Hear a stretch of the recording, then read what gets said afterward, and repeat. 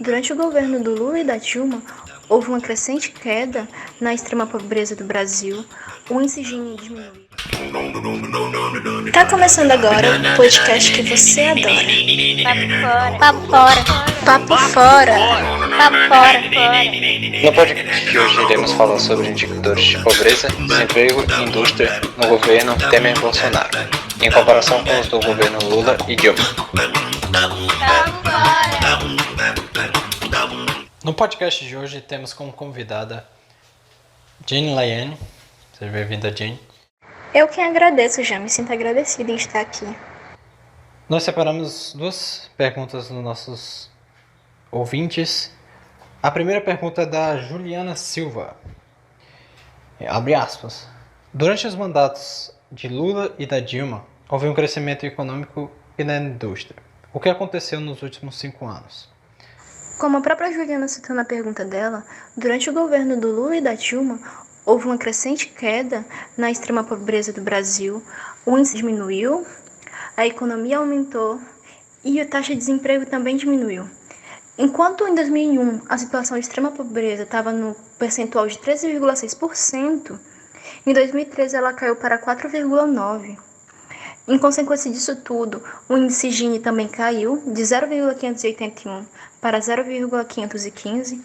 Como muitos não sabem, o índice Gini ele é um modelo matemático que é usado para medir o grau de concentração de renda.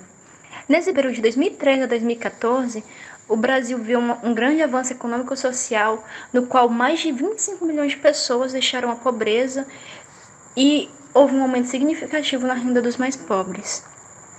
Enquanto isso, no período de 2014 a 2019, a renda dos mais de 40% de pobres caiu e, em média, 1,4% ao ano, ao mesmo tempo que a economia aumentou. O que isso quer dizer? Enquanto muitos estavam voltando à pobreza, o índice de concentração de renda aumentou para 0,547 em 2019, o que é um grande índice, já que mais de 13 milhões de pessoas estavam vivendo na pobreza nesse mesmo ano. Vale ressaltar que quando eu falo desse aumento da economia nesse período, só foi 0,3% ao ano, no ano de 2019. E o que aconteceu?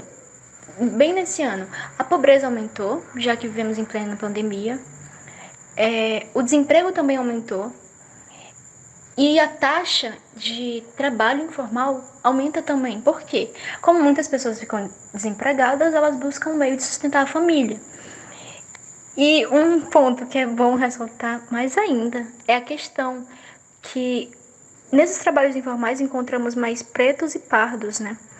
Já que a população branca já tem um ingresso melhor nesse trabalho formal.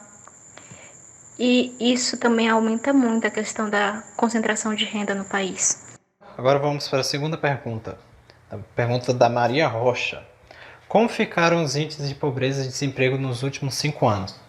Ainda no governo da presidenta Dilma, no segundo mandato, que foi 2015-2016, há um impacto na economia mundial. O que acontece? O PIB do país desce, as empresas fecham por causa da crise econômica. Aí vem o impeachment dela e entra o presidente Temer. Nesse período ele conseguiu uma estabilização porque a economia do país já estava voltando ao normal, o que não está tão boa ainda hoje. A economia mundial também conseguiu se estabilizar razoavelmente, não estava estabilizada, mas melhorou um pouco. Isso privilegiou ele. Já no último trimestre de 2018 há uma queda no PIB, fechamento das empresas. Em 2019 entra o governo Bolsonaro, o atual presidente, ele tem umas políticas mais contrárias. E vale citar também que no governo Temer houve a PEC 55, né, que estagna ali os pontos no qual ele diz que não pode ter um crescimento e há um corte na educação e na saúde, além de outros direitos que a população mais pobre tem. A população em geral, né, principalmente a mais pobre. Em 2019, o governo Bolsonaro entra e consegue estabilizar razoavelmente o PIB. Ele ainda está bem abaixo do que no governo Lula e Dilma, porém consegue uma estabilizaçãozinha básica. Já no governo de 2020, entre a pandemia, várias indústrias fecham. Logo no início da pandemia, 64 a 65 indústrias fecham. E há um aumento no desemprego, há um aumento em tudo. E com isso a gente fica com o segundo trimestre de 2020 negativo, com menos 9,7% no PIB, várias indústrias fecharam ou pararam mesmo. E assim estamos até hoje, né? Com a indústria negativa, o PIB negativo. Esse foi o podcast de hoje. Não se esqueçam de deixar o gostei. Muito obrigado por acompanhar e ficamos por aqui. Até mais. Papo fora.